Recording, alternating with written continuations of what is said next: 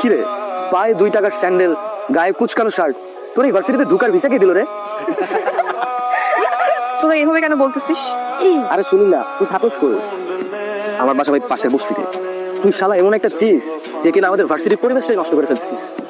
শোন, এটা হচ্ছে প্রাইভেট ইউনিভার্সিটি, এখানে স্মার্ট আর রিচ কিডরা পড়তে আসে, আর তোর মতো আবুল ইউনিভার্সিটিতে চান্স কেমনে পাই? তোর তো একটা জুতা কেনার সামর্থ্য নাই, আর তুই ভার্সিটির সেমিস্টার ফি কিভাবে দিস? হ্যাঁ শোন, ওনা তোদের মতো ড্যামেজ স্টুডেন্ট নাকি সেমিস্টার ফি দিয়ে পড়তে হবে? তোরা কি রেজাল্ট জানিস? ও 100% ওয়েবার পেয়েছে, আর এই ইউনিভার্সিটিতে পড়তে কোনো টাকাই লাগে না, ওর মেধা দিয়ে চান্স পেয়েছে। নেক্সট আর কিছু বল। নেক্সট আমি বলতেছি, ওদের মতন স্টুডেন্টদের জন্য না আমাদের ভার্সিটিটা একদম পুরো গুলিস্তানের বাস স্ট্যান্ডের মতন হয়ে গেছে। তোদের জন্য না এই ভার্সিটি না, তোরা না পাবনায় চলে যা, ওইটাই পারফেক্ট। আই তুই কি বলতেছিস এগুলো? কাউকে রেসপেক্ট করতে পারিস না? এখানে রেসপেক্টের কি আছে? তোর ড্রেস আপ দেখছিস? ওর জন্য এই পরিবেশটাই নষ্ট হয়ে গেছে। স্টপ রাইসুল, তুমি সামনে আগাও, আমি আসছি, কথা আছে। তুমি কি মাথায় সমস্যা? একটা মানুষকে এইভাবে কি ইনসাল্ট করে? কি ব্যাপার মা, বাটার দাও খাই। ডাইল শেষ, ডাইল শেষ, রামদম কি? শোনো, আমি নতুন একটা টিউশন পেয়েছি, ওই টিউশনেতে আমি অনেক টাকা পাবো। আল্লাহর মধ্যে টিউশনে টাকা পাইলে আমার পুরো মাস চলে যাবো, টেনশনের কিছুই নেই। বসো, আমার বাবা। হ্যাঁ কি ব্যাপার বলো? ও ও তো অতসীর বন্ধু। অতসীর বন্ধু মানে? বুঝতে পেরেছিল অতসীর বন্ধু হয় কি করে? ভার্সিটির বন্ধু। ছেলেটা নাকি খুব ভালো ম্যাথ পারে, তাই অতসী বলছিল ওর কাছে ম্যাথ পড়বে। অতসী বললেই হয়ে যাবে? আমাকে কেউ জিজ্ঞেস করার প্রয়োজন মনে করলে না? দেশে টিচারের অভাব। ওরকম লোয়ার ক্লাস ছেলেটা চলতে ম্যাথ শিখতে হবে না, গাছকে বিদায় করে দাও। আস্তে কথা বলো, আমার শুনতে পাবে তো। শুনে শুনো, বলনি কোন একটা বস্তির ছেলেকে তোমরা ঘরের ভেতরে ঢুকিয়েছো, মানুষজন দেখলে আমার মান সম্মান থাকবে? আচ্ছা ঠিক আছে, তুমি একটু শান্ত হও, আমি দেখছি।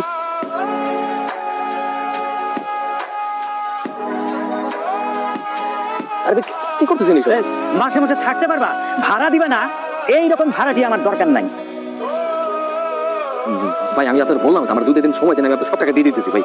এই তোমার তো সময় দিতে দিতে আমার ঘড়ি নষ্ট হয়ে গেছে, তোমার সময় দেওয়ার আমার টাইম নাই। গাড়ি বুঝতে দিয়ে চলে যাবা। ভাই ভাই আমি নতুন একটা টিউশনে পাইছি, টিউশনের টাকা পাইলে আমি আপনার টাকা দিয়ে দিতেছি। এই তোর পকেটে 2 টাকাও নাই, তুই টিউশনি করে তুই খাবি না আমারই টাকা দিবি?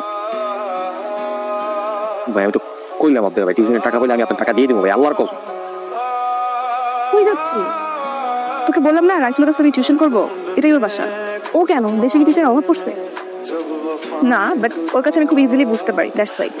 আচ্ছা আমি বুঝলাম না, তুই এত প্রাধান্য দিচ্ছিস কেন? আমরা ওকে কিছু বললে আবার ওকে প্রোটেস্টও করছিস, ব্যাপার কি? দেখ এমন কিছুই না, ও খুব সহজ সরল একটা ছেলে, আমি জাস্ট ওকে সাপোর্ট করতেছি, দ্যাটস ইট। শুধু তুই সাপোর্ট করতেছিস, আমার তো মনে হচ্ছে থেকে ভালোবেসে ফেলেছিস। দেখ ভালোবাসা টালোবাসা এখানে কিছুই না। তোরা হয়তো খুব রিচ কিড, স্মার্ট, ড্যাশিং ছেলে পছন্দ করিস, বাট আমার চয়েস একটু আলাদা। আমি সবসময় চেয়েছি লাইফ পার্টনার হিসেবে একজন সহজ সরল, অনেস্ট, কেয়ারিং মানুষ, যেটা আমি ওর মধ্যে দেখতে পাই।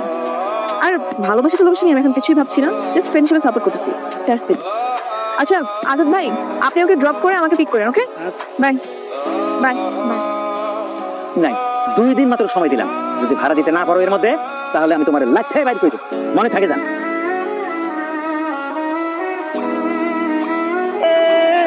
আরে রাইসুল চলে এসছে, হাই। হাই হাই, এই আবুল মার্কাটা আতসীর ফ্রেন্ড? জি ভাইয়া। আবার হাতে কি নিয়ে আসছে দেখি, গিফট নাকি? দাও দেখি। কি এটা কি কোনো ফুটপাথ থেকে আনা হচ্ছে? আর আবার কই দিন করে? ভাইয়া এবার একটু বেশি বেশি হচ্ছে। তোমার শুভ, তোর কাজ কর, মা ওদিকে গিয়ে দেখে নিয়ে আয়, আমরা এদিকে কেক কাটার ব্যবস্থা করতেছি।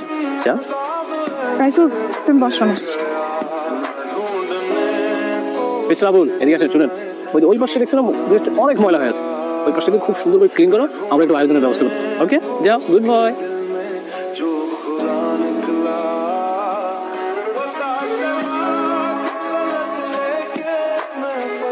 রাইসুল তুমি এসে পরিষ্কার করছো কেন? না ওই ময়লা ছিল তো তাই পরিষ্কার করতেছি। আশ্চর্য। আর ওর শখ হয়েছে পরিষ্কার করতে, করুক না, সমস্যা নেই। বাবা তোমার ওটা বুঝতে হবে না, তুমি এদিকে চলে আসো, ওটা পরিষ্কারই আছে, আসো আসো বলছি, আসো। আমি এদিকে, হ্যাঁ এই চলো সবাই মিলে একটা গ্রুপ ছবি তো। হ্যাঁ অবশ্যই। হ্যাঁ তুমি কি করো, তুমি এদিকে দাও, তুমি দাও। কেন, কি সমস্যা? ওর শরীর থেকে দুর্গন্ধ আসতেছে, এটা বুঝতেছিস না? সে কি হচ্ছে ভাইয়া? কি হচ্ছে তুই বুঝতেছিস না? এখানে সবাই অনেক স্মার্ট, দেখ পড়াশোনার মধ্যে আছে, ও কোথা থেকে বসে এটা খেয়ে এসে পুরো ছবিটা নষ্ট করে দিবে। তুমি কিন্তু বেশি বেশি করতেছো। তোর কুকুর ছিস কেন? মামা আতসী মনে হয় জ্ঞান বুদ্ধি দিন দিন অনেক লোপ পাচ্ছে। ও বুঝতেছে না যে কার সঙ্গে কোথায় কিভাবে মিশতে হবে। ওকে একটু বুঝাও, একটু ক্লাসটা মেনটেন করা শেখাও। আমার ক্লাস কিভাবে মেনটেন করতে হবে সেটা আমি খুব ভালো করে জানি। আপনার যদি ভালো না লাগে আপনি চলে যান। কি এই বস্তি ক্ষেতটা তুই আমাকে এখান থেকে চলে যেতে বলতেছিস? বাবা খাওয়াবো নাকি? রাইসু ও কোথায় গেল? এখানেই তো ছিল, হয়তো আর মানুষ আর টাকা যদি জীবনে না থাকে, এই জীবনটাকে কি করবো? কিন্তু আমি ছাড়া যে আমার মার এই দুনিয়া কেউ নেই।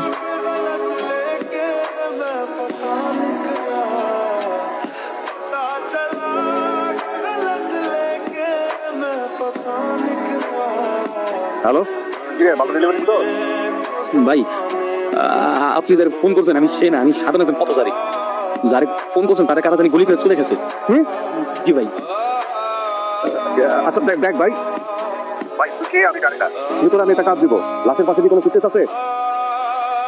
হ্যাঁ আছে তো। শোন ভাই, তোরে আমি একটা কাজ দিতেছি। তুই লাশের পাশে যে সুটকেসটা আছে এটা গাবতলির বসির পাশে দিয়ে আসবি। তুই যদি কাজটা করতে পারো তোর আমি 2 লাখ না, তোর আমি 5 লাখ টাকা দিব। পারবো। আরে যদি তুই মালটা পৌঁছা দিতে না পারো তুই কিন্তু এটা বিক্রি করতে পারবি না কোথাও। আচ্ছা ঠিক আছে, পৌঁছা দেওয়ার পরে তুই আমার সাথে যোগাযোগ করিস। আমি তোর বসির পাশে ঠিকানা আর ডিটেলস পাঠিয়ে দিতেছি, ঠিক আছে?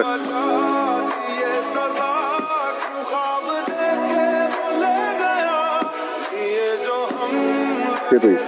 ভাই আমি ওই যে বসে বাসা কোড 006। ঠিক আছে দাঁড়া, 5 লাখ টাকা। ভাই এই সামান্য কাজে এত টাকা? এগুলো আন্ডারওয়ার্ল্ডের বিজনেস, এখানে এরকম ইনকাম।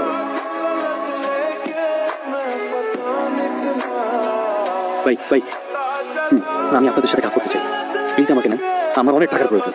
আপনি যখন যা বলবেন আমি সব করার জন্য রাজি আছি। ঠিক আছে, তুই যেহেতু প্রথম ডেলিভারিটা কাতা হাতে সাকসেসফুলি দিছস, তোর উপরে ভরসা করা যায়। আমি কালকে বছর সাথে তোর ব্যাপারে আলাপ করবো। আর হ্যাঁ শোন, এই কাজে প্রচুর রিস্ক।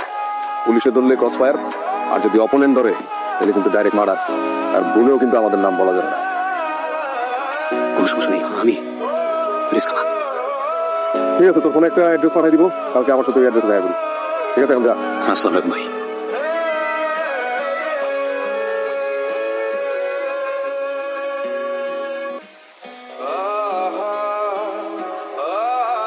কি shocked? Sit down.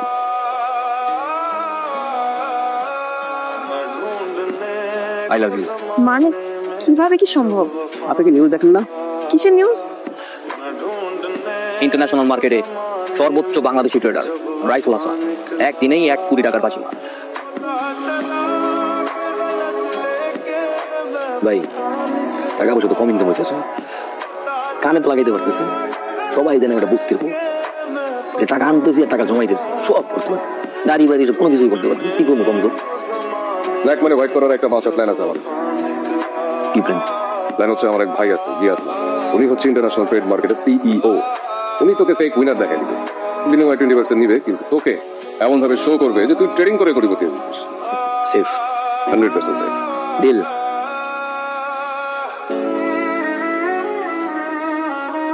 এখন আমি আর সেই বস্তির ছেলেটা নই, এখন আমি বাংলাদেশের সবচেয়ে ইয়াংগেস্ট ট্রেডার, সবচেয়ে কম সময় দ্রুত ট্রেডিং করে এত টাকা মালিক।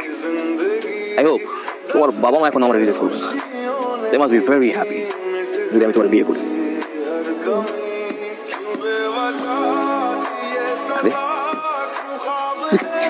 কি বলে এত দ্রুত এত কিছু কিভাবে করে ফেললো সে? আমি আগেই জানতাম ছেলেটা ভালো কিছু করবে। ম্যাথমেটিক্সে তুখোড়, মেধাবী ছাত্র, ট্রেড হয়তো ভালো বোঝে, তাই এত তাড়াতাড়ি সফল হয়েছে। ভালো, তোর সাথে কি করেন ভাই? মন চাইছে তাই দিলাম। কোনো সমস্যা নাই, মনে চাইলে আরেকটা দেন। আপনি মালিক আর আমি তেমন কর্মচারী।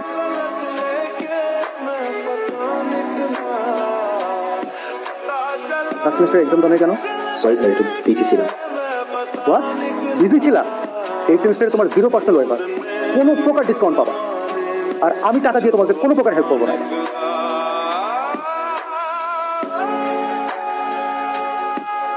কয় টাকা লাগবে? মানে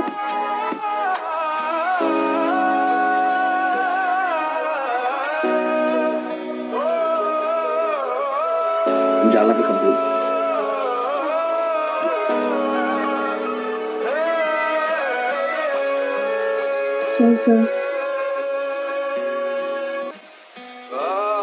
এক্সকিউজ মি। আরে তুমি কি অবস্থা তোমার? এত পরিবর্তন। গাড়ি কি আপনার? না, গাড়িটা তো আমার না। তো এই যে পার্কিং করা ছিল তাই বসে আছি। কেন, কোনো সমস্যা?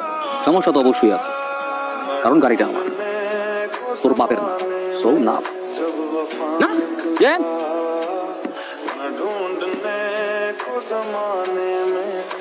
গাড়ি থেকে ন্যাকড়াটা বের করো, কারণ ও বসাতে আমার গাড়িটা নোংরা হয়ে গেছে। সো ওকে দিয়ে গাড়িটা পৌঁছে দেবো। কি হচ্ছে কি এসব Raisul? Atasi, don't stop me. আমি যেটা করতে চাই সেটা আমাকে করতে দাও প্লিজ। তোর তোর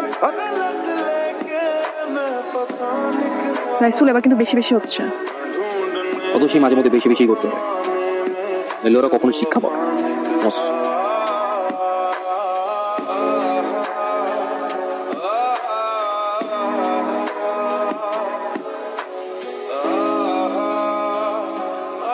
আমাদের বিয়ে হচ্ছে। হ্যাঁ ঠিক আছে। পা নামাও। কি বলছি শুনতে পাচ্ছ না? পা নামাও।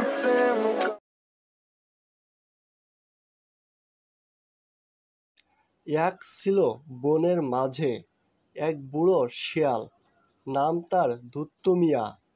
সে বনের সব পশুদের মধ্যে সবচেয়ে বেশি বুদ্ধিমান বলে প্রচলিত ছিল। বয়স বাড়লেও তার মাথার বুদ্ধি ছিল ঠিক আগের মতো টনটনে।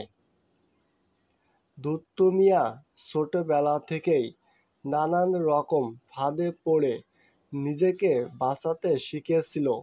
একবার তো সে নিজেই বলেছিল যে শিয়াল বুড়ো হয়, তার দাঁত কমে যায়, কিন্তু বুদ্ধি বাড়ে অনেক গুণ। ঘটনার শুরু। একদিন বনে একটা বড় সমস্যা দেখা দিল।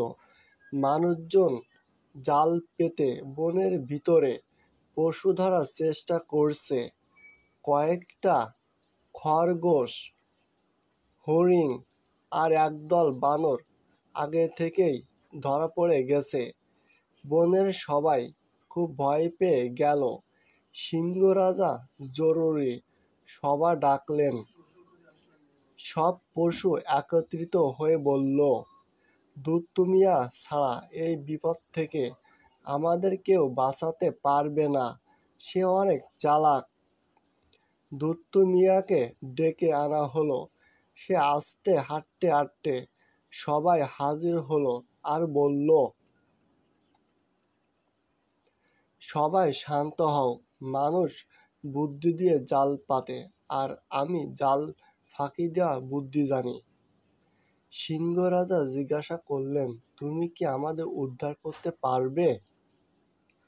ধূর্ত মিয়া বলল, আমি একবার গিয়ে দেখি, তবে একা না, একজন সাহসী খরগোশ চাই আমার সাথে। একটা ছোট খরগোশ উঠে দাঁড়ালো, আমি যাব ধূর্ত চাচা। জালের ফাঁদ।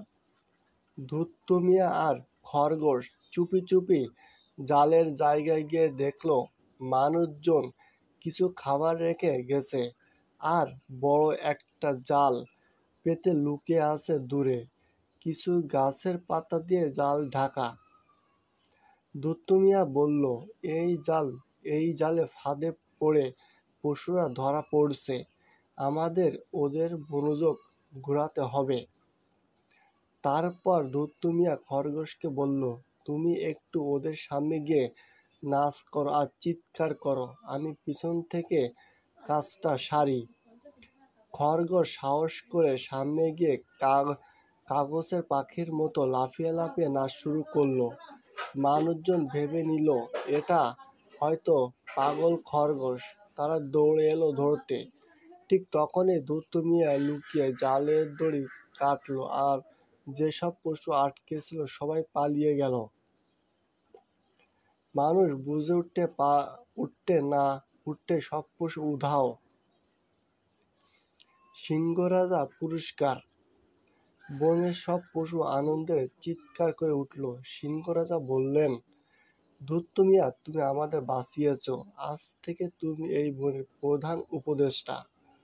ধূর্ত মিয়া একটু হাসল আর বলল, আমার কিছু দরকার নেই রাজামশাই, শুধু এই বনে শান্তি থাকুক আর কেউ যেন আর ফাঁদে না পড়ে। সবাই হাততালি দিয়ে তার কথা সম্মান জানালো। আবার নতুন ফাঁদ। কয়েকদিন পর এক নতুন সমস্যা দেখা দিল। জঙ্গলের পাশে নদীর ধারে এক নতুন বাঘ এসে আস্তানা গেড়েছে। সেই দিনে 4 বার শিকার ধরে খায়। বনের পশুরা আর নদীর ধারে যেতে পারে না। সবাই আবার মনে পড়ল ধূর্ত মিয়ার কথা। সিংহ রাজা বললেন, ধূর্ত মিয়া, তোমার আবার একবার বুদ্ধি খাটাতে হবে। ধূর্ত মিয়া বলল, বুঝলাম, আমি একা কাজ করি, আমি নিজে গিয়ে দেখি সে বাঘের ব্যাপারটা। বাঘের সঙ্গে খেলা। ধূর্ত মিয়া একা একা নদীর ধারে গেল। দেখলো বাঘ বিশাল এক পাথরের উপর বসে, তার চোখে লালচে রাগ আর দাঁতে রক্ত লেগে আছে। ধূর্ত মিয়া বাঘকে দেখে ভয় না কাঁপলেও মুখ ভয় দেখানোর অভিনয় করলো। সে বলল, বাঘ ভাই, তুমি যদি এভাবে শিকার করো, একদিন খাবার ফুরাবে, তখন কি করবে? বাঘ বলল, তাতে কি তোর কি যাবে? দুদু মিয়া বলল, না ভাই, আমি তো তোমার ভালোর জন্য বলছি। তুমি যদি প্রতিদিন শুধু এক পশু ধরো, তবে সবাই পালাবে না, তুমি প্রতিদিন খেতে পারবে। আর যদি প্রতিদিন এক পশুকে পাঠিয়ে দেব তোমার জন্য। বাঘ একটু ভাবলো, তারপরে বলল, ঠিক আছে, কিন্তু প্রতিদিন ঠিক সময় পাঠাতে হবে। দেরি হলে আমি এসে পুরো বনে আক্রমণ করব। দুদু মিয়া রাজি হলো। চালাকি আসল শুরু। পরের দিন দুদু মিয়া একটা খুব বড় খরগোশ পাঠালো বাঘের কাছে, আর বাঘকে বলে দিল, আজ আপনার জন্য সুস্বাদু খরগোশ আসছে। খরগোশ দেরিতে গেল। বাঘ রেগে গিয়ে বলল, তুই দেরি করছিস কেন? খরগোশ দুদু মিয়া সেখানে কথা মতো বলল, আমরা 6 জন আসছিলাম, কিন্তু পথের মাঝে এক বিশাল বাঘ এসে আমাদের থামিয়ে দেয়। সে বলল, এই এলাকা এখন তার, সে তোমাকে দেখে খেতে দিবে না। বাঘ চিৎকার করে বলল, আবার এলাকা আরেক বাঘ, কোথায় সে?